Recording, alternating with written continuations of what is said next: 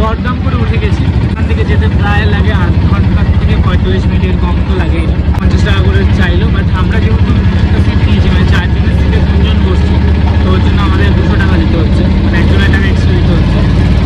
এটা হলো তারামা সরণি, এটা হলো তারাপীঠের মন্দিরে ঢোকার মেইন গেট। এখান দিয়ে কিন্তু মন্দিরে যাওয়া যায়। ফোনটা রেখে নাম, গাড়ি দাঁড়িয়ে আছে। এইখানে এই হলো আমাদের হোটেলটা, যেটাতে আমরা উঠি। খুব হাইফাই না, বাট ভালো। তো চলো হোটেলে গিয়ে চেক ইন করি, তারপর আগে বেরোতে হবে আমাকে অটো খুঁজতে অকালীপুরের জন্য। তো ওদেরকে হোটেলে পাঠালাম, আমি এবার দেখি এখানে অটো ফটোগুলোতে খোঁজ নি কী বলে। অকালীপুর অনেকটা ভুল। অকালীপুর যাবে নাকি? অকালীপুর কত দেবো? 3 জন আছি।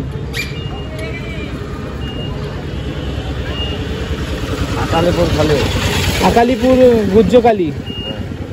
হ্যাঁ, ওর আশেপাশে আর কি আছে? ছোট অটোতে আপনার 1000 টাকা নেবে। হ্যাঁ, কি বলে? কততে যাবে?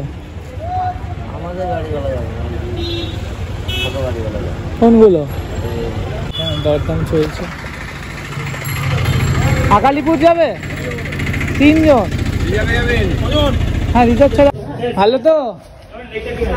আচ্ছা হ্যাঁ, আচ্ছা শোনো না, আকালীপুর যাব, এখন যাব না পরে যাব? তো এই হলো আমাদের রুম, বাট বড় লোক মানুষজন এসছে, তারা জানি না রুমে অ্যাডজাস্ট করতে পারবে কিনা। আমি অ্যাডজাস্ট করে নেবো, কারণ একটা রাত্রে তো ব্যাপার। আমরা বেশিরভাগ সময় তো থাকবো না হোটেলে, জাস্ট চেঞ্জ করা আর স্নান করা আর ঘুমানো ছাড়া। ঠিক আছে, একটু অ্যাডজাস্ট করে নিস কষ্ট করে, বরকে কমপ্লেন করিস না। তো এখন যাব আগে অকালীপুর, মায়ের দর্শনে দেখা যায়। ফ্রেশ হয়নি, জাস্ট হোটেলে ঢুকে বেরিয়ে গেছি লাঞ্চ করতে। কিন্তু কেসটা হলো আমরা এখন যাচ্ছি রাজশ্রী হোটেলে, ঠিক আছে? এবার রাজশ্রী হোটেলটা কোথায় আমাদের হোটেল থেকে বলে দিল, ওখানে নাকি ভালো লাঞ্চ পাওয়া যায়। আমাদের এবার তাড়াহুড়ো করে বেরোতে হবে অকালীপুরের উদ্দেশ্যে।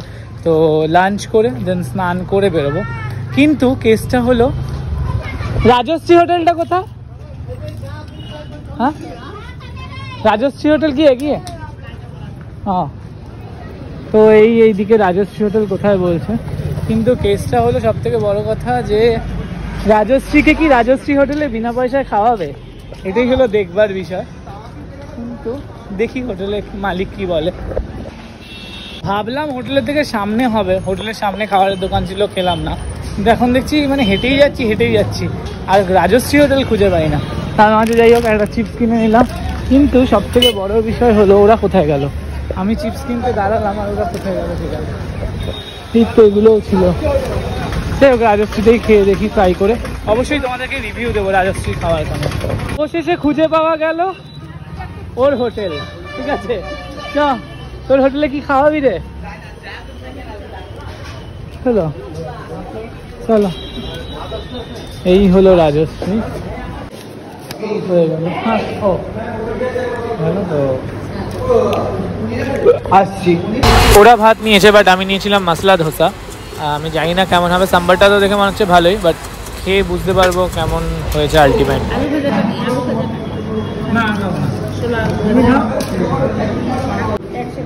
তো যথারীতি এত দামে খাবার খেলাম, একদমই ভালো না। আর আর ওই নুন কম হয়েছে, সেরকম টেস্ট নেই, সেরকম টেস্টের জন্য ভালো।